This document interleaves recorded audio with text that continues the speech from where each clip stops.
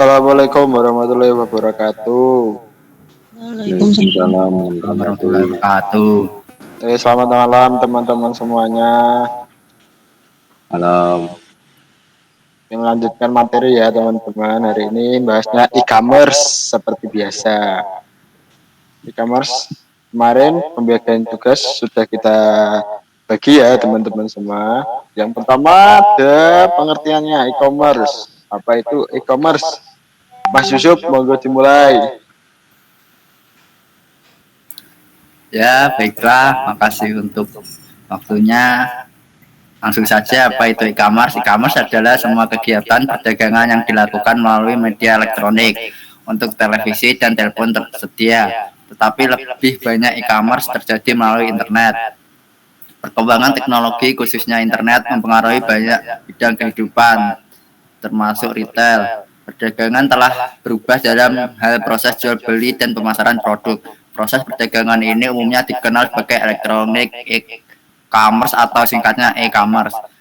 Pengertian e-commerce menurut Loudon adalah proses penjualan dan pembelian barang secara elektronik oleh konsumen yang merupakan transaksi bisnis to bisnis dengan perantara komputer, yakni menggunakan jaringan komputer. Terima kasih, saya kembalikan ke Pak Rido. Sudah selesai Mas Yusuf? Siap, sudah Pak. Oke, terima kasih atas penjelasannya. Selanjutnya jenis-jenis e-commerce, Mas Habib, monggo. Oke, untuk jenis-jenis e-commerce ada 5, yaitu 1 e-commerce business to business, yaitu transaksi e-commerce ini dilakukan oleh dua belah pihak yang sama-sama memiliki kepentingan bisnis. 2, e-commerce business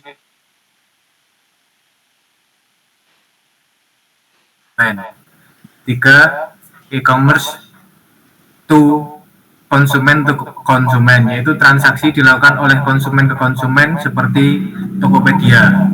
Lalu 4, konsumen to bisnis, yang mana konsumen terakhir bertindak sebagai penjual dan perusahaan bertindak sebagai pembeli. Lalu 5, media atau aplikasi e-commerce, yaitu transaksi bisnis ini bergantung pada jumlah aplikasi dan media online lainnya, misalnya katalog atau email. Sudah, saya lanjutkan ke moderator. Oke, terima kasih Mas Habib. Selanjutnya tentang keamanan cyber. Ini penting ini. Monggo Mas Gilang. Ya Pak, untuk keamanan e-commerce sangat penting untuk melindungi informasi dan transaksi pelanggan. Dalam konteks keamanan e-commerce ada beberapa langkah yang dapat diambil untuk menjaga keamanan platform dan melindungi pengguna. Berikut adalah langkah penting untuk menjaga keamanan. Yang pertama adalah enkripsi data. Pastikan semua data sensitif termasuk informasi pribadi dan rincian pembayaran dienkripsi dengan menggunakan protokol keamanan yang kuat. Yang kedua adalah perlindungan kata sandi. Mengharuskan pengguna untuk membuat kata sandi yang sangat kuat dengan kombinasi huruf, angka, dan karakter khusus. Yang selanjutnya adalah keamanan server. Pastikan infrastruktur server e-commerce Anda aman. Gunakan firewall, antivirus, dan perangkat lunak keamanan lainnya untuk melindungi server dari ancaman seperti serangan DDoS dan serangan malware. Yang keempat adalah pemantauan keamanan. Lakukan pemantauan aktif terhadap aktivitas yang mencurigakan atau anormal pada situs website e-commerce. Yang terakhir adalah sertifikat keamanan. Dapatkan sertifikat keamanan seperti Secure Site Seal atau Extended Validation untuk menunjukkan ke pengguna bahwa situs website Anda telah terverifikasi aman. Terima kasih.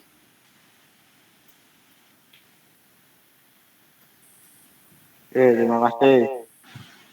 Bagus sekali Mas Gilang. Saya sangat senang. Waduh. Selanjutnya nomor materi keempat ya. Alasan e-commerce bisa menjadi peluang sukses. Akan dijelaskan oleh Mas Raka. Monggo Mas Raka. Oke, ya, e-commerce bisa menjadi peluang besar untuk kesuksesan. Dalam beberapa tahun terakhir, e-commerce telah mengalami pertumbuhan yang pesat dan menjadi sektor yang sangat menjanjikan. Ada beberapa alasan mengapa e-commerce dapat menjadi peluang kesuksesan.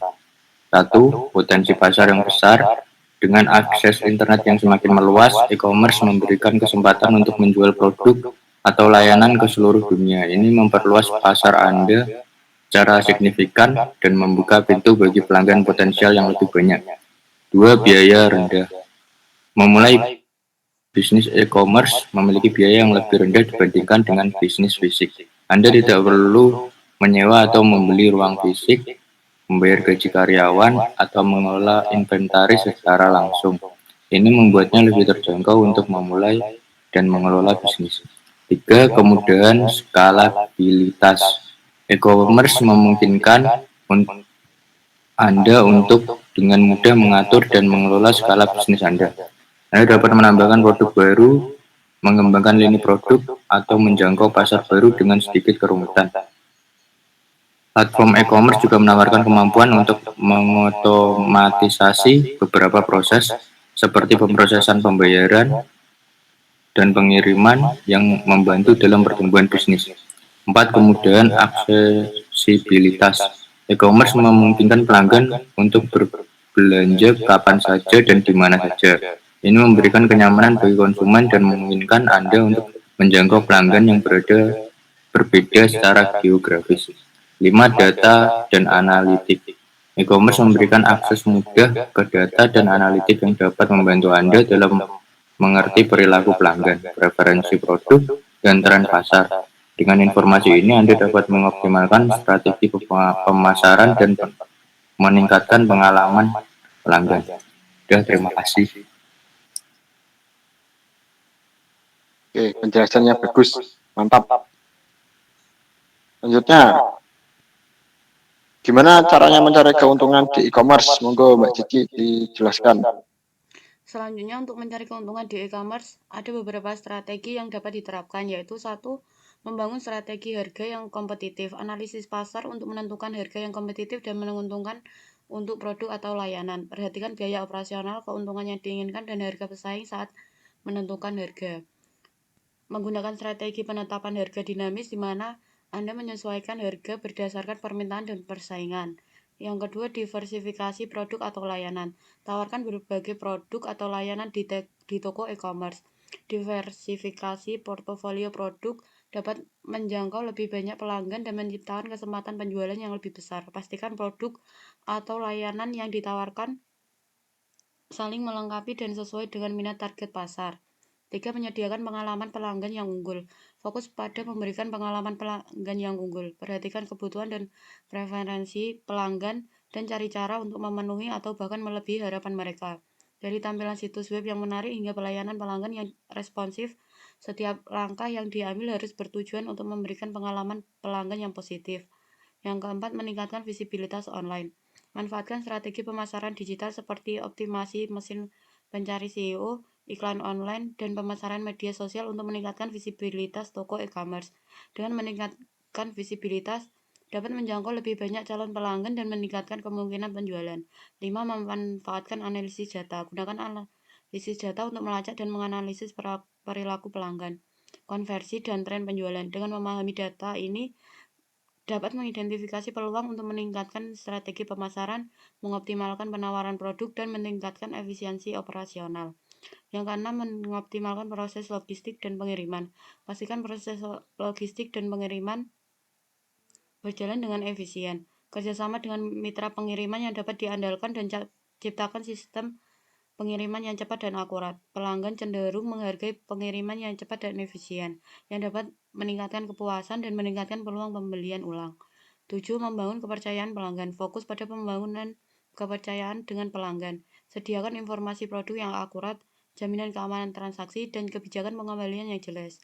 Melibatkan testimoni pelanggan dan ulasan positif juga dapat membantu membangun kepercayaan pelanggan.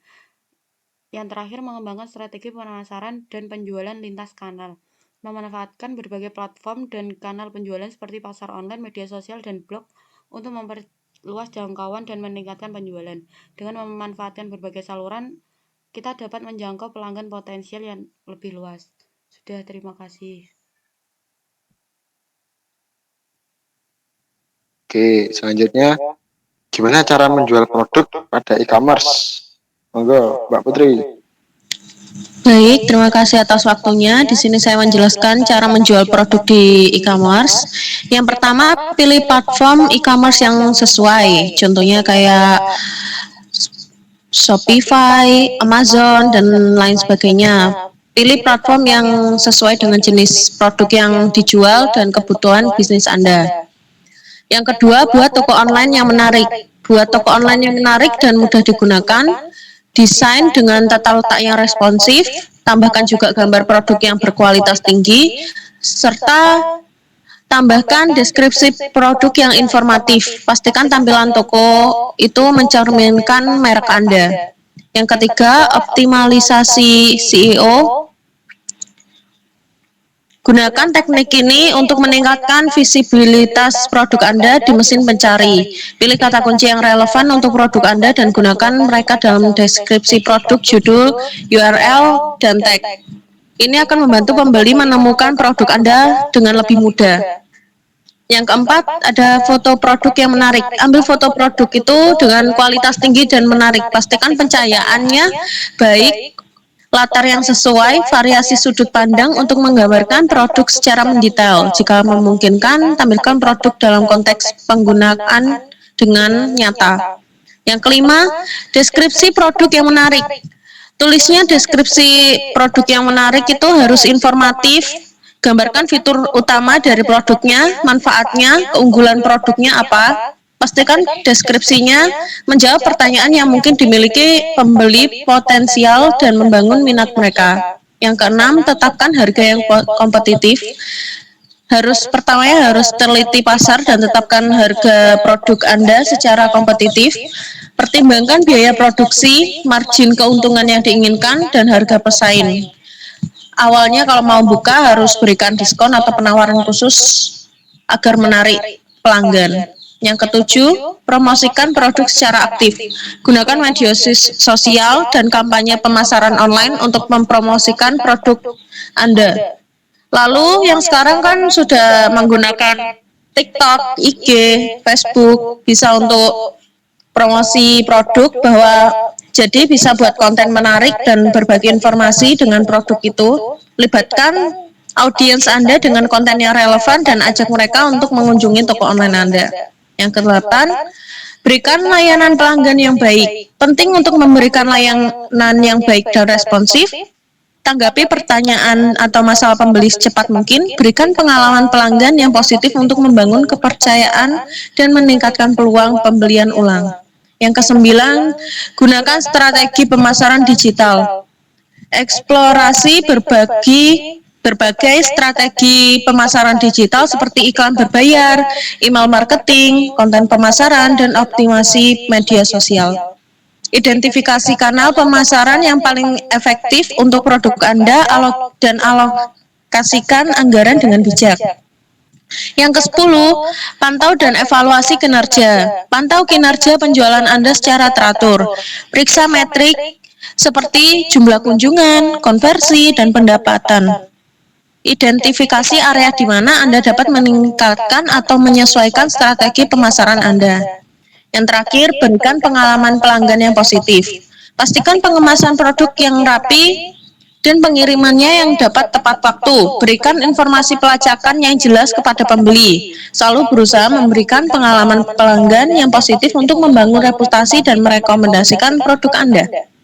Jadi, harus ingat bahwa memasarkan dan menjual produk pada e-commerce membutuhkan upaya yang konsisten dan berkelanjutan.